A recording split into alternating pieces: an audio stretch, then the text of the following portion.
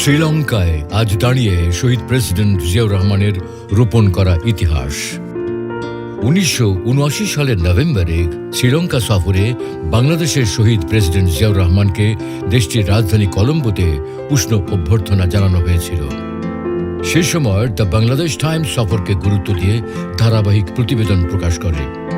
পত্রিকাটির শিরোনাম ছিল president leaves for Sri Lanka today, rousing reception in Colombo, efforts to promote peace stability will continue এবং 3 accords to be signed with Sri Lanka। এসব প্রতিবেদনে দুই দেশের মধ্যে শান্তি, স্থিতিশীলতা, বাণিজ্য, নৌ পরিবহন ও সাংস্কৃতিক প্রতিযোগিতা জোরদারের উদ্যোগ তুলে ধরা হয়। একই সময় বাংলা দৈনিক সংবাদ, দৈনিক দেশ, আজাদ ও দৈনিক বাংলাতেও সফরের প্রস্তুতি, কলম্বোতে সংবর্ধনা এবং দ্বিপক্ষীয় সম্পর্ক উন্নয়নের আলোচনা গুরুত্বের সঙ্গে প্রকাশিত হয়। সফর শেষে দ্য নিউ ইয়র্ক টাইমসে Sri Lanka and Bangladesh reach accords during visit by Rahman শিরোনামে বাংলাদেশ ও শ্রীলঙ্কার মধ্যে অর্থনৈতিক, কারিগরি সহযোগিতা এবং নৌ পরিবহন বিষয়ক নতুন সমঝোতার খবর প্রকাশ করে। প্রায় অর্ধ শতাব্দী পরেও সেই রাষ্ট্রীয় সফরের একটি দৃশ্যমান স্মারক আজও সংরক্ষিত রয়েছে শ্রীলঙ্কায়। ১৯৭৯ সালের ৬ নভেম্বর শহীদ প্রেসিডেন্ট জিয়াউর রহমান শ্রীলঙ্কার প্যারাদিনিয়া রয়্যাল বোটানিক্যাল গার্ডেনে নিজ হাতে একটি ক্যালাবাস নাটমেগ মনোডোরা মাইরিস্টিকা গাছ রোপণ করেন। গাছটি এখনও উদ্যানটিতে সংরক্ষিত রয়েছে। এর পাশে থাকা স্মারক ফলকে লেখা আছে, planted by his excellency Ziaur Rahman, president of Bangladesh on 6 November 1979। অর্থাৎ ১৯৭৯ সালের ৬ নভেম্বর বাংলাদেশের শহীদ প্রেসিডেন্ট জিয়াউর রহমান গাছটি রোপণ করেছিলেন।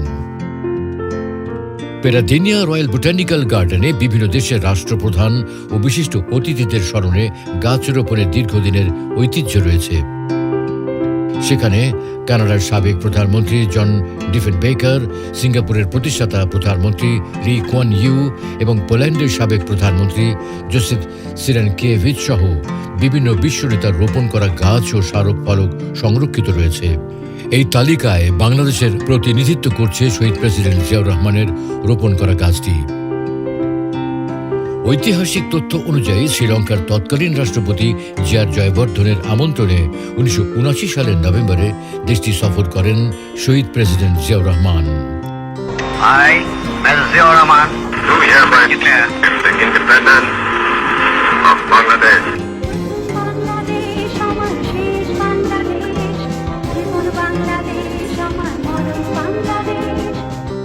স্বাধীনতার পর বাংলাদেশ ও শ্রীলঙ্কার আনুষ্ঠানিক কূটনৈতিক সম্পর্ক প্রতিষ্ঠিত হলেও মুক্তিযুদ্ধের সময় শ্রীলঙ্কার তৎকালীন সরকারের পাকিস্তানপন্থী অবস্থানের কারণে দুই দেশের সম্পর্কে কিছুটা দূরত্ব ছিল।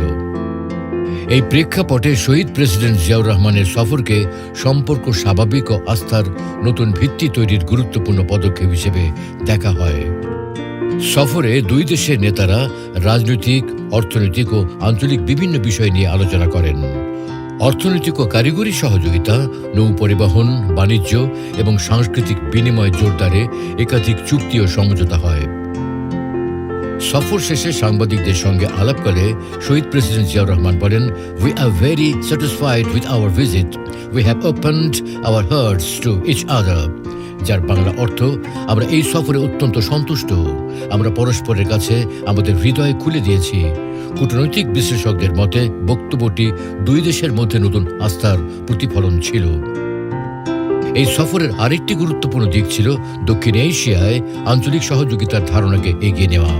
গবেষকদের মতে ৭০-এর দশকের শেষ দিকে শহীদ প্রেসিডেন্ট জিয়াউর রহমান দক্ষিণ এশিয়ার দেশগুলোকে নিয়ে আসিয়ানের আদলে একটি আঞ্চলিক জোট গঠনের ধারণা সামনে আনেন।